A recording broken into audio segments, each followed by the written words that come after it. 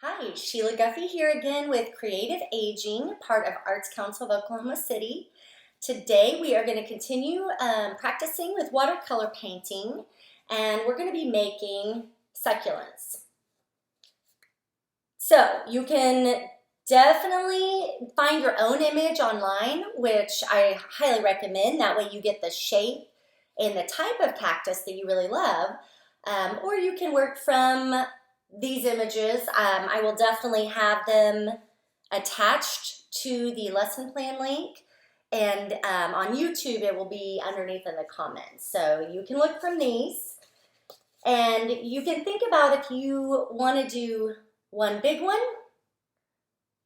or if you want to do a few just to play with different shapes and different colors.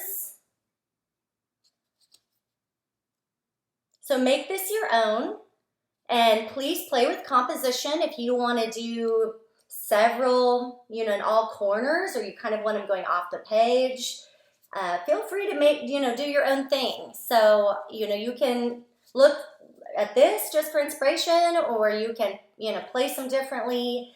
You can change the colors, whatever you'd like on these. But this should be fun. It's a really good way to learn how to blend, especially these greens. So a lot of this, take a look at the watercolor set that we're using. There's only 2 greens. So you're obviously using a lot more color other than green. We're going to make more of like a lime green by mixing yellow. We're going to use some browns to change, make a little darker green. We're going to be mixing to get a lot more layers of color. A lot of people, they paint too flat when they use watercolor paints, and it's because they don't blend colors. They just use one color. And that's when it's not going to look that great at the end. So this will help you kind of get out of that, get out of that comfort zone and use a few colors, and it's going to look a lot better, and it's fun. So this is, of course, watercolor paper. These are cut into squares. Let me show you again the brand. So this was just the brand, but you can use any brand you want. And you can cut the page down to whatever you'd like. I'm going to use a half sheet for our example that we're going to do together. Make sure that the side facing up has a little bit more texture. It's subtle, but the more you work with watercolor paper, you'll know which side is up, which side's down. So just pay attention, feel. It's just going to have a little bit more texture, and that's going to help you. It's going to help hold the water. It's going to help you manipulate it more. If you use the other side, the water soaks into it a little bit differently. So make sure the right side is facing up. And then, of course, you're going to need your watercolor paints, which any set will do. For this one, I would say a couple of small brushes. I love the brushes with the points because you have a lot more control over them. As long as you don't push down all the way. So, don't push down all the way. You don't have much control over that. So if you use just with paintbrushes, you really do usually want to be patient, have good control. If you do have a little bigger brush, you could probably make it work if you do a bigger one. But I really do recommend if you have a smaller brush, get 2 sizes. Because this is a lot more detailed work than we've done before. And I'd like for you to just really practice just edges, shading certain edges, and doing some geometrical design in the pots. Okay, and then of course have your water handy and a paper towel for blotting. So I've kind of started lightly sketching this one, but I will go over those lines again just so you can see. With drawing, whatever you're going to use to draw from, just maybe find a good starting point and run your eye along. Just focus on one shape at a time and go slow. You're not going to get all this information at once, so maybe, some people, it helps them to hide the parts that they're not looking at that moment. So I would suggest starting with the pot. That way you have good reference. And if you want to place it on a table, then you can definitely do that. Make sure, if you do draw a table, make sure it's behind these pots, because some people, like, they want to do it right here and it looks very awkward. So place it just a little bit behind or a lot behind, depending on where they're setting on your table. And you don't really need a ruler. If you want a ruler, if that makes you feel comfortable, then you can use it. But none of these lines I did had a ruler. You can tell. You can tell I didn't use a ruler. But some people really, really love rulers. So if that's your thing, then do it. Whatever makes you more comfortable and makes this more fun. Okay.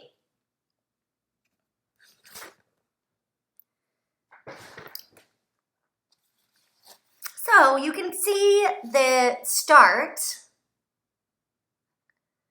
This one's obviously not done. So I started with the pot, just lightly. See how light I'm drawing? This will help you later on.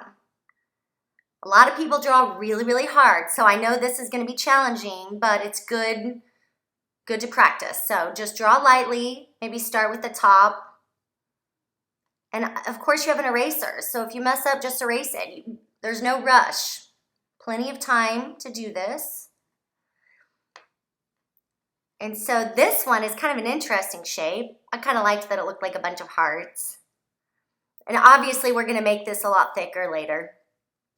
So this one, let's add some more shape. So that is, after I did the pot, I just did kind of a lot of, I don't know, balloon type shapes and just stacking them.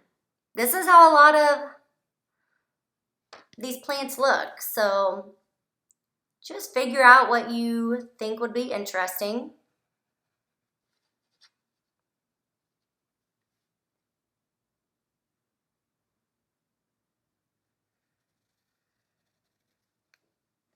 You don't need all the details as of right now. And if you wanted to do a big flower on this one, you sure could. So let's just get the shape. So see, I didn't do a lot of details there. That's just so I know that there's a flower. I'm gonna do the details with my paint. You just need a light outline to help you get started and to get the shape. But most of these details we're gonna do with the paintbrush. And if you wanted to draw design on your pots now, you can. Or you can just paint that later. It's up to you. So say I just want to do stripes on that one.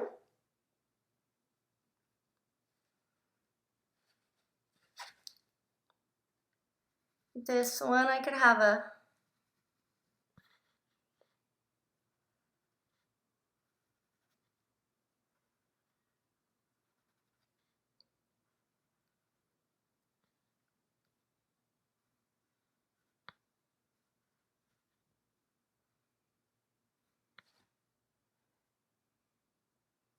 So it's pretty simple. You can, of course, add more details, or you can leave it like that and then just use your paintbrush for most of the details. This one, you can either wait to do the thorns or you could do it now. We'll probably do some more later on top of the paint. But just to give you an idea if you wanted to do it now. So let's get our,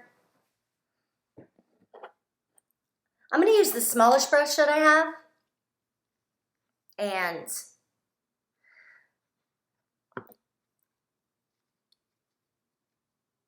as always, if you haven't used these watercolors in a while, a week or so, make sure to put a lot of water in the color that you're going to start with. And for today's project, you really need to make sure this yellow is clean. A lot of times the yellow gets mixed with other colors and it muddies really fast. So we're going to be using the yellow to mix new shades of green. So before you start, you might want to clean that out. And if you want to clean it out, you just use a lot of water. Take your paper towel and blot. And usually that cleans it up. And that will get any, you know, if there's a little brown, if there's anything that just got in there, that'll clean it up. So let's start with this green. So I'm going to take my brush. I'm just going to move it around just to get it ready. Because if it's really dry, then it's just the water's just going to soak in there. Now, because this is a smaller, more detailed watercolor painting than what we've done before, you want to use less water. And these brushes will help because this brush is so small, it's not going to hold a lot of water. So it will mean that you have to re-dip in your paint a lot more. But you're going to have better control over where you want this. So then slowly just kind of draw around your outline.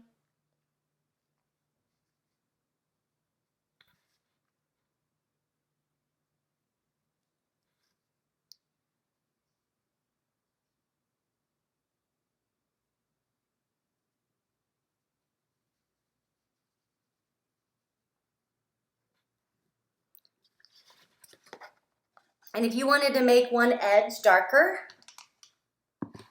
then you can switch to this green.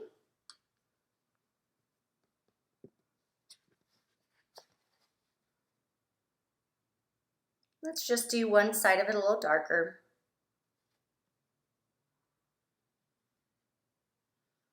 If you go outside, any leaf that you look at is not going to just have one shade of green in it. You're going to have sunlight hitting it. One side's lighter, one side's darker. So just play. You know, you can always blot some of it away. If you're not liking the way it's looking. And if that's even too dark, say you want to start lighter, you can blot it away. So, you know, to start out, you might need to practice a little bit because I know we haven't done a whole lot of blending with watercolor paints.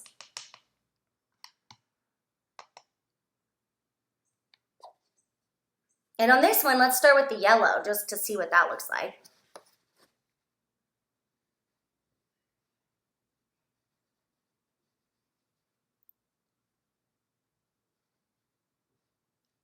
So I'm going to paint some yellow, then I'm going to wash my brush, and I'm going to add some of the green. And mix them while they're on the page and they're still wet. So see, that makes kind of a lime green.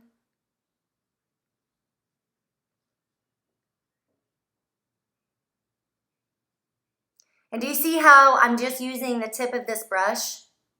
I'm not pushing down really hard. That gives me a lot more control and it's smaller movements.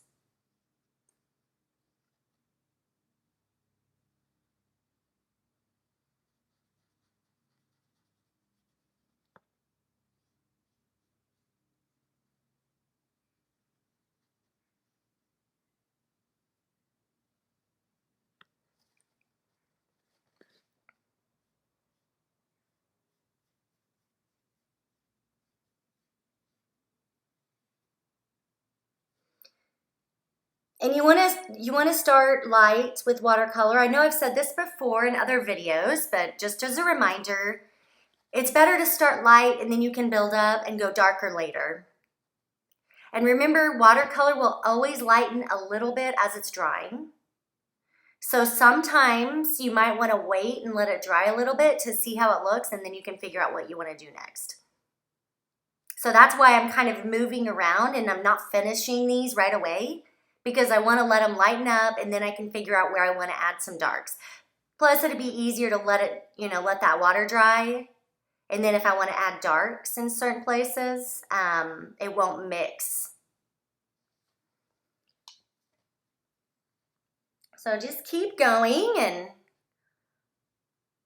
so let's just start with, using the yellow in both of the greens and practice mixing. You know, if you want to use the dark green in the yellow, let's see what that looks like. A lot of art is just trial and error, and it's problem solving.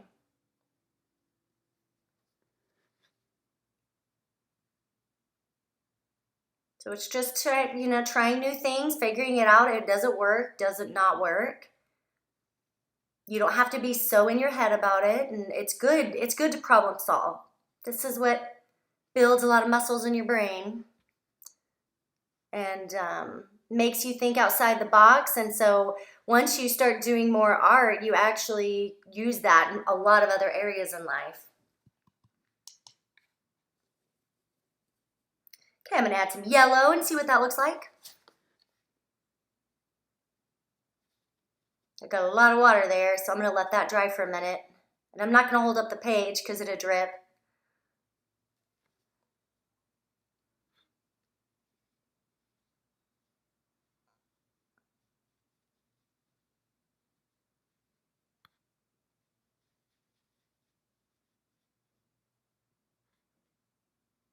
So right there, I didn't even get more color. I just used the color I had, and I wanted to see what that looked like.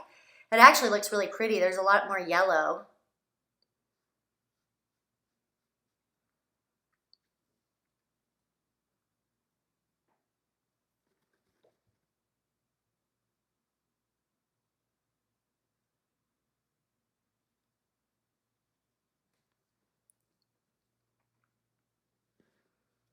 Let's let that one dry, and let's move over here.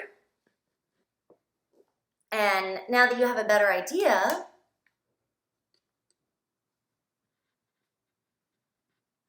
let's just start with the dark and do an edge right here.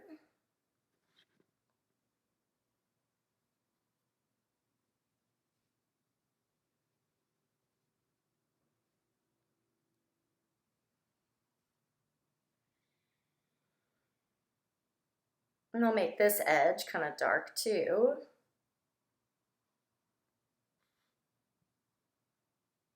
So there's a lot of different ways. I'm doing this one differently just to show you that you kind of have to find your own, whatever you think would be easiest. So if I wanted to do my dark edges all in one versus rinsing my brush and working on one at a time, you can do that too.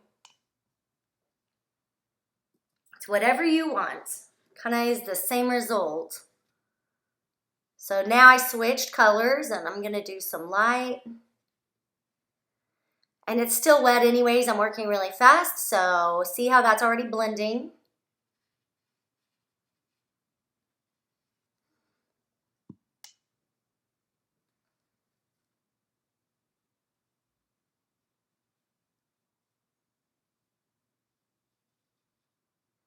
And if you go online and you want to look at photos of, photographs of succulents, then you can really see, you can really do it exactly like that and figure out what's light, what's shadowed, where's the sun hitting, which part of the plant. So just keep going. Now this takes a little while because obviously you're kind of getting your base coat and then you're going to add a lot more details. So as of right now, it's not looking gorgeous, but this is just kind of the base color. Painting takes a lot of layers and it takes patience and a lot of thought to figure out, what you like, what you don't like, what you want to change. You're always thinking.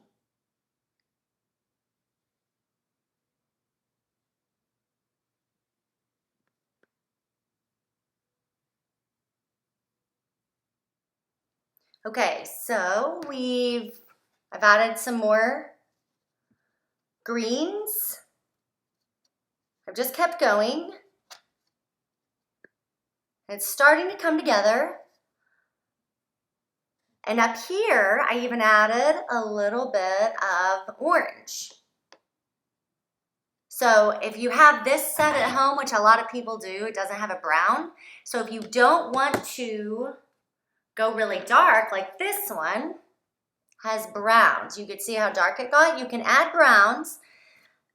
Or you can add oranges.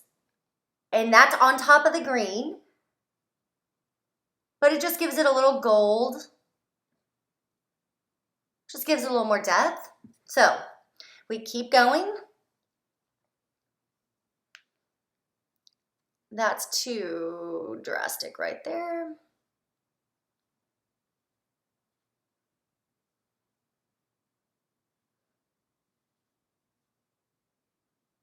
So I just let it dry and I kept working on it.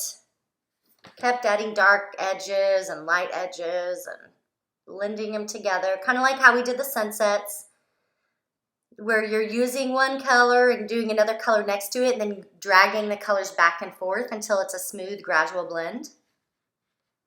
And then for the flower, doesn't even have to be exact. So I just used a little light purple. You can, of course, do whatever color you want. I like purple a lot. I always add purple to things, it seems. And then you can add some darks.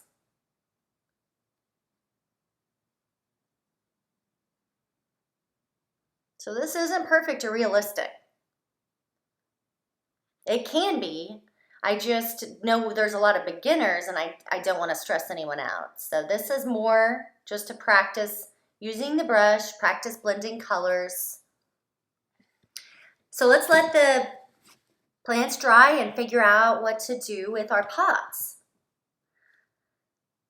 So if you're going to hang this in your house or if you're going to give it to someone, think of what colors might match or what colors would make you happy or to look at.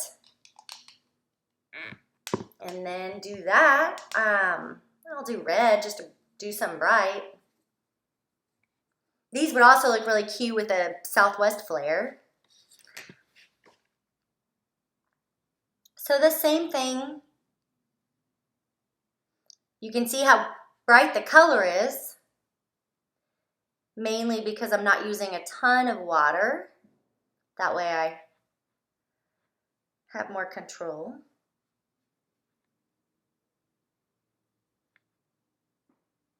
So we'll go around my design here.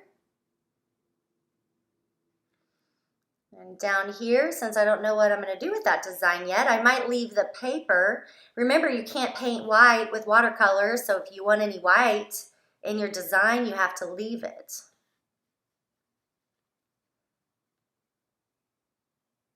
So this is where I need to be careful. I just washed my brush, but I don't want too much water on it. So if you want to test it, you have your paper towel, just to make sure it's not going to be too runny. Because at this point, if you get too much water, it can drip or make your, all of a sudden it goes out and then your pot's huge. And you're going to have to change the whole shape, which is okay, but it's a lot of work. So you might as well just try to avoid it and be mindful of how much water you have on your brush at all times.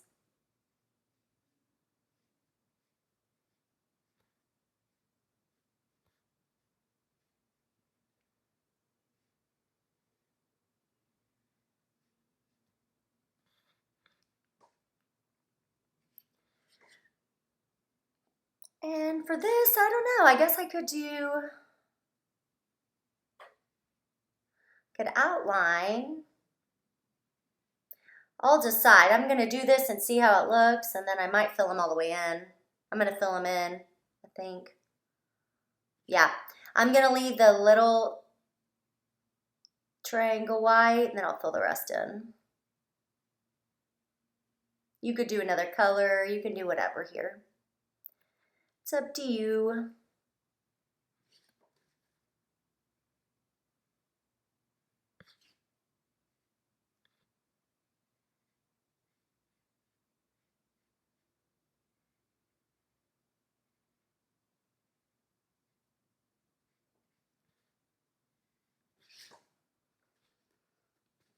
And sometimes you don't like what you do. I don't like what I just did there. So I probably did something like that I didn't like on this one, and then I just made all of these shapes darker. So this is more what I was going for. Didn't quite work out. Sometimes it doesn't work out. And then at this point, you have to figure out how to fix it. So maybe I'll do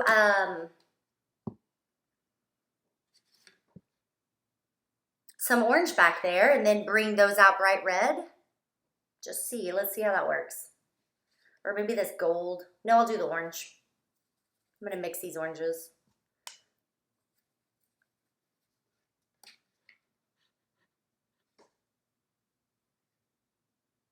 Just do an orange stripe. And then I'll bring back red on top of it in a minute. So see what I mean? It's trial and error. This is pretty much how every artist works. They just figure it out and they do something, they don't like it, they figure out how to fix it, and sometimes, you know, you make it work and sometimes you start over. There are so many times in project planning, people have no idea. We will spend hours planning a project and by the end, I don't like the project, or all of a sudden feel like it's not gonna work, and then I start over. So a lot of these YouTube videos, you think it just looks so easy, but those people are planning for hours to make it look easy for the viewers at home. So all these people think, oh, I'm not an artist, and they get so frustrated. Well, even artists spend a lot of time and a lot of thought and a lot of patience, and nobody just casually, I mean, unless you've done the exact same project a whole bunch of times, nobody just, you know, puts no effort and thought into it. It takes a lot of time, even for something that's kind of simple like this. So this part of the pot, if I do it the exact same color of red, it might look funny. So I'm going to do it a little lighter, so I'll use more water.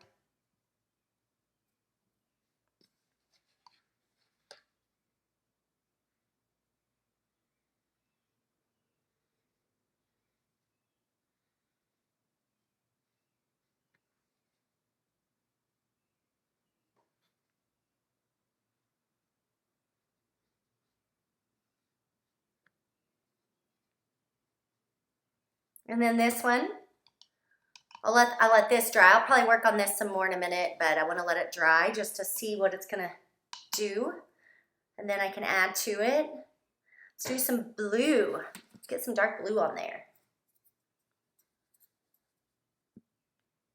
I could tell that dark blue was really dry, so I'm adding extra water. You can, once you get used to watercolor paints, it really talks to you.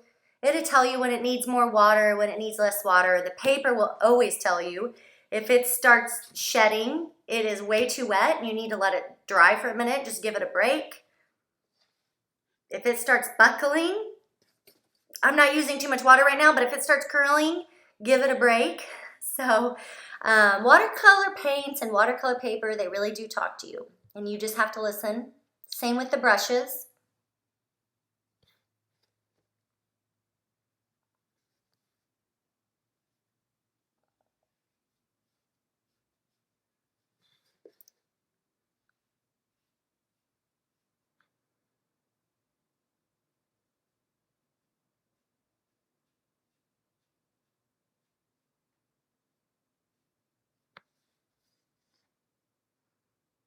So the blue's pretty.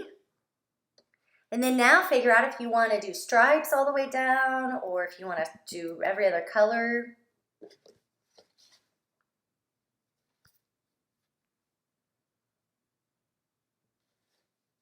I might do dark edges and kind of do a wash. So I'm going to do dark edges and then get it lighter in the center.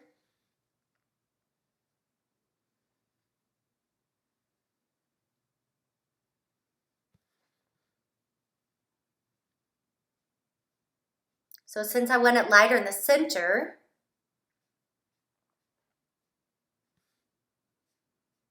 I will drag the paint from the sides, and then I'm going to use some water to make it a little lighter in the middle.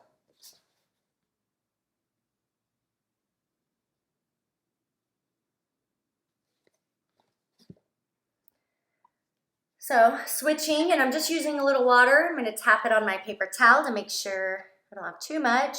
And then I'm just going to drag back and forth.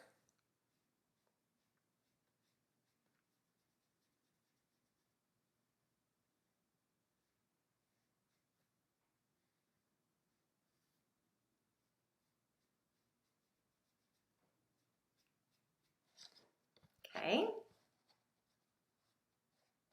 And at this point, you could switch to a little bigger brush.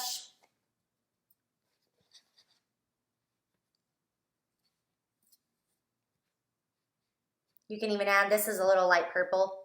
So see how I'm bringing whatever color I had in the flower, I'm just bringing it in the pot just a little bit. It's still gonna look blue, but it's just got a hint of that purple in it.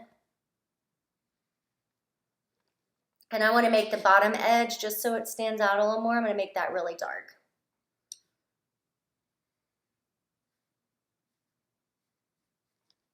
Okay, you get the idea. So now let's practice with the thorns. So you can use your paintbrush or you can use your pencil. I found the pencil is a little easier at this point. And so once you get this exactly the way you like it, then you're ready for that step. You can, sorry, I know you can't see. I'm trying to not draw totally upside down, but make it to where you can see. So it can be pretty subtle. Just go, you can do as few or as many as you want. If you're looking at a picture online, you know, you might have a better idea of exactly what you want to do.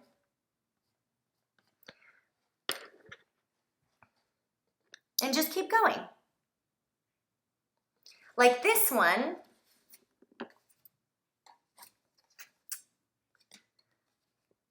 you can tell I actually used both the pencil and paint. So I did both just to show the difference. So there's pencil and there's little paint. So that is just the black paint, but you have to use the tiniest bit of black paint and almost dot it all the way away so it's not too dark. So that's why I really recommend the pencil, because the black can ruin a painting in watercolor so fast. You might want to wait a while to use black for watercolor, because if you get too much, your entire thing turns black and it's really hard to dot it away. And then if you put green on top of black, it just never looks the same. So I would go ahead and just use the pencil for some of these little marks. And you can even use the pencil and the design for the pots. So see right here, I outlined those triangles with a little bit of pencil because it got pretty faded, but then I just brought it out again just by outlining with the pencil here and then down here. And then I made this part a lot darker to give it a good edge or a good lit to this looks further back. Same here. It's pretty subtle, but I put a little bit more pencil on top to exaggerate this design. And on this one, this is similar to what I just showed you where I did the edges really dark. Then I used a lot more water, and I took the water and I painted the inside, and then I dragged the dark from the edges to the center, and then I dragged the dark over here this way. And so that's how it kind of got, it naturally got these light stripes. So these were all done with the same technique. You can see, you know, right here, the dark green, the light green. There's a little bit of the yellow green back there. This one's got a lot more yellow. And so does this one. This one has a bunch. You can see a wide variation. So that has almost all yellow, a little hint of green. You can see right there how bright it got. And then it's the brighter green and the darker green and a little brown. And then just same way I did the flowers, just little kind of splotches of color. And so that, you know, of course, has a lot of the yellows, a lot of the dark greens and a lot of the yellows. So that's pretty high contrast. But these should just be fun and cute. They look cute at the end. And if you ever get any paint splattered, actually like this got splattered right here. So if that ever happens, don't worry about it. You just make sure to get your clean water, get your brush, put it in clean water. Then just like in a few videos ago, we took away the sun, it's the same thing. So I want you to just use clean water, rub it on top, dot it away. And if you didn't get it all the way, do that process again. But that should get rid of it. There are certain colors that don't lift as well, but most of them do. The black, brown, and purple sometimes is a little stubborn. So everything is going to be attached. Please feel free to download any of these examples and lessons. I'll also put some images. You can download and print it, or you can work from the screen on your computer or cell phone. And I hope you enjoy.